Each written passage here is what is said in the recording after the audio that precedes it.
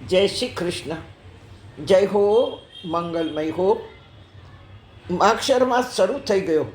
ગીતામાં ભગવાને કહ્યું છે, માસાન નામ માર્ગશીર્ષોહમ ઋતુનામ કુસુમાંકર. મહિનાઓમાં માક્ષર મહિના હું પોતે છું. સનાતન ધર્મનું રહસ્ય મહત્વ સમજાવવા ગીતાનું પ્રાગટ્ય છે.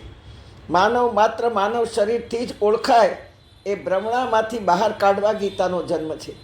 માનવ જન્મ એક ચમત્કાર જ બતાવવા, માનવ જન્મ માત્ર બેસ્ટ જ નહીં શ્રેષ્ઠ છે એવું સમજાવવા માં ગીતાનું પ્રાગટ્ય છે. સારા કોણ, મારા કોણ, અસલી કોણ, નકલી કોણ, સત્ય અસત્યના લેખાજોખા દેખાડવા માં ગીતાનો જન્મ છે. જગતમાં શ્રેષ્ઠ કર્મ કરી પ્રેક્ટિકલ બતાવનાર ગીતાનો જન્મ છે. આતતાઈઓ સામે એક આપ્તજનનો હૃદયદ્રાવક પોકાર છે. છલ કપટથી કાવા દાવાઓની સામે એક નિર્દોષ ભાવનાત્મક ભોળા ભલા સ્વજન નહીં, સગપણની દોરીથી બંધાયેલા માત્ર એક દિલાવર યોદ્ધાનો ચીખ પોકાર અર્જુન છે. અર્જુન ભોળો છે, મૂર્ખ નથી. બધું જ સમજે છે કે વડીલ ભીષ્મનું અત્યાચાર સામે મૌન રહેવું તે વખતે અર્જુનને બહુ જ ખટક્યું હતું, પણ એ કેમ ભૂલી ગયો?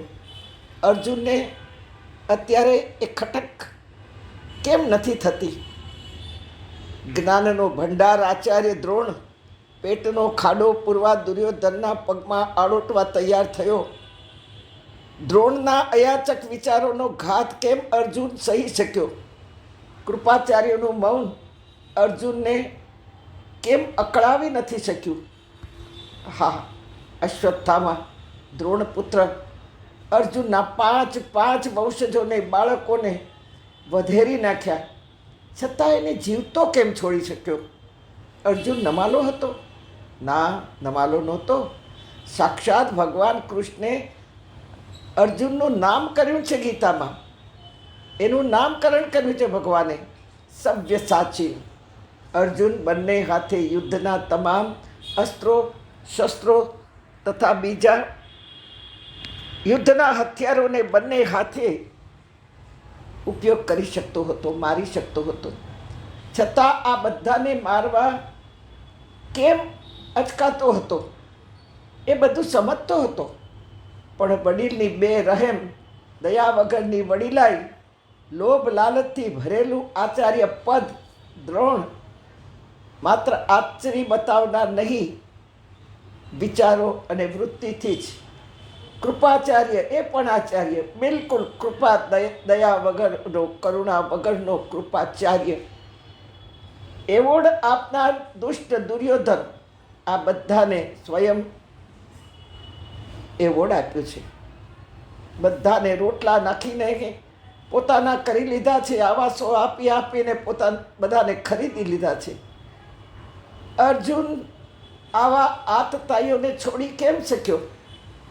જાણતો હતો છતાં માફ કરવા તૈયાર કેમ થયો? ઘરમાં ઉધઈ થઈ છે, ફર્નિચર ખવાઈ રહ્યું છે, મચ્છરો કરડી કડીને રોગચાળો આપી રહ્યા છે, છતાં દવા નથી છાંટવી, કારણ કે આ બધાને મારશું તો પાપ લાગે તો? હા, અર્જુન સંસ્કાર સંસ્કૃતિને ફોડી ખાનારા આવા વડીલો, આવા આચાર્યોને કેમ માફ કરી શક્યો? કેમ યુદ્ધમાં હણીને એને દવા ન આપી શક્યો? મારવાની નહીં આપી શક્યો, કારણ કે અર્જુન ભાવવાહી હતો. અર્જુન ભાવાત્મકા પલાયનવાદી બની ગયો હતો. અર્જુન લડી શકતો હતો. ભગવાને એને નામકરણ કર્યું હતું સવ્યસાચી, બંને હાથે યુદ્ધ લડનાર યોદ્ધો, અને છતાં અત્યારે એ બદ્ધ કેમ થઈ ગયો હતો? શા માટે આ બધાને છોડી શકતો હતો? ભગવાને યાદ દેવડાવ્યું, યાદ કર. વડીલેની વડીલાઈ મૂકી નતમસ્તક થયા, એનો અર્થ શું થયો? દ્રૌપદીના વસ્ત્રહરણ વખતે જાણે ભીષ્મે હાય હા કરી એવું નથી લાગતું? અર્જુન દ્રોણાચાર્ય, જેની શિક્ષા દીક્ષા લઈ અને તું આટલો બાળાવારી બન્યો, એ દ્રોણે દુર્યોધનના પગ કેમ પકડ્યા? અયાચક વ્રત, તે યુગમાં અયાચક વ્રત હતું બ્રાહ્મણોને. આ કેમ દ્રોણ ભૂલી શક્યા? અને તે કેમ એને માફ કરી દીધા? અર્જુન, વિચાર કર. આ તારો એકનો પ્રશ્ન નથી, પૂરા વિશ્વનો પ્રશ્ન છે. એ યથા મામ પ્રપદ્યંતે, તું જેવું વર્તન કરીશ તેવું તારી પાછળના વર્તન કરશે.